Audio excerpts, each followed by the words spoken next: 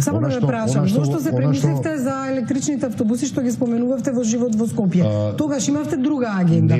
Тогаш имавте други ветувања во однос на превозот. Не, само се извинувам. Треба да знаеме дека еден 12-метарски автобус е околу 800.000 евра. Ама тоа нели го знаевте во минатата? Само се извинувам, ама Јас само не можам да ве оставам само вие да зборувате. Например, сте кажале тогаш во програмата. По-сериозна длабинска анализа ќе димензионираме јавен превоз со електрични автобуси и со станици за полнење. Постојните дизел автобуси ќе ги конвертираме во еколошки автобуси на газ. Пола мандат зборувавте за електрични автобуси. Друга страна, да на граѓаните понудите ефикасен систем кој што ќе биде предвидлив. Меѓутоа во 4 години не го направивте ни тоа што сте го напишале тука. Ме разбирате? Еден мандат потрошивте во размислување како да дојдете до ова сега што не го нудите.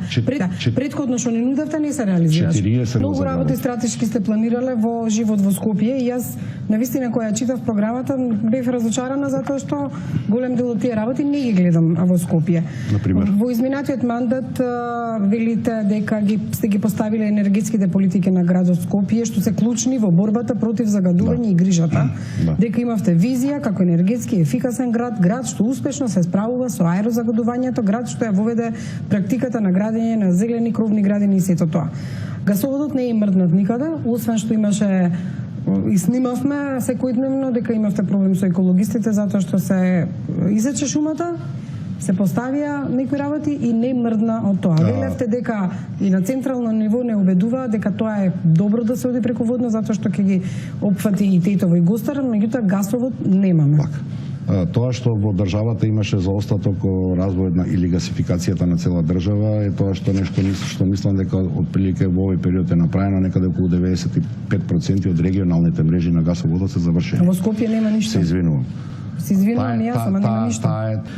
И создадени се условите за почеток на така наречена терцијална гасификација, тоест доведување на природниот газ кај до секој дом. Меѓутоа вие викавте таму поврзување на домовите на градскиот гасовод ќе ја намали употребата на горивата. Тоа е терцијалната. Во вашиот прв мандат тоа не се случи. Тоа се случи многу битниот момент да се затвори гасоводниот прстен околу нашиот град. Тука пишува така, јас читам како сте пишувале сега, не измислувам. И ние успеавме некаде околу 5000 климаинвертери да замениме со фосилни печки. Тоа е посебна приказна затоа што ветивте многу повеќе инвертери од 5000 инвертери на почетокот на мандатот. И сега сме секоја година по 1.000.000 евра Да, меѓутоа не е бројката што ја ветивте. За да можеме, Жане. Не сакам да не се разберем, истото го зборувавте минатиот пат. Не. Значи се повторуваат работите ако ги споредите програмите. Прочитајте си ја претходната програма и оваа е пократка од минатата. Оваа е пократка, таа е подолга. Совршено не се повторуваат, ова што морате да го направите. Значи вие сте првата брана да не се прави нешто што се прави. Она што морате да го направите, ако дојдете, не јас сум за жал последната. Не, тоа оди во Министерството за транспорт и врски, не сте последната. Зошто одеднаш се разработивте во последната година? Зошто не правевте? Не одеднаш. Сега да не набројувам и што се сте ветиле, а не сте оствариле и од мостови и од сообраќајници. Ке испадна дека сум тенденциозна. Не, ја спроведувате постапката, сезоната на градење е летната сезона. Добро, ама сте можели првата и втората година и третата која се дошла. И тоа го правевме перманентно. Јас не видите. Сега ние работиме во медиуми, а и граѓани сме се Јас се извинувам, еве на пример. Вака, близ прашање.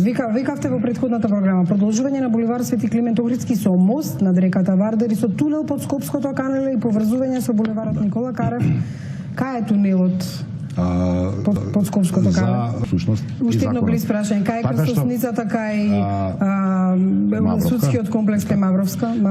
Ветувавте исто така? Градот во оваа фаза го реализира коридорот кој што се движи од аеродром кон Карпош.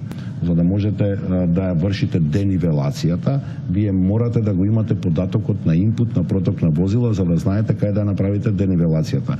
Во моментот кога ќе се пушти коридорот, ја очекувам јуни цело. Еве тука пишува ќе направиме денивелација на сообраќајните ленти. Значи, тогаш ќе го имате инпутот, тогаш ќе имате бројот на возилата. Ние ги броиме возилата за да го понудиме сообраќајното решение. Можете да ги зброите за 4 години. Не може. Се извинувам. Обиколницата на град Скопје е изградена за да го релаксира сообраќајот во градот, но до ден денес не се постигнати очекувани резултати. Причина нејзината далеченост. Илинденска со мост над реката Вардар кон Ѓорче Петров и поврзување со обиколница каде е? Едно блиц прашање, ископавте една дупка во Карпош до Вардар. За мост, па сега кога бојвме, ја проверивме за трупана е таа. Не, значи таму нема веќе пак ви дупката. велам, се вршат геомеханичките Па зашто истражувања. ископавте дупката? Затоа што официјално тогаш започна, кога ќе започнете определен мост, жене, не би сакал да ги симплифицираме едни од најсложените градежни Меѓутоа е зафати. закопана дупката. Жане, не би сакал да ги симплифицираме најсложените градежни работи како што е изградба на мост. Мостот е проектиран, со тој проект градот аплицираше во проектите на ТАФ. ТАФ е финансирал, значи обезбедена е целата конструкција.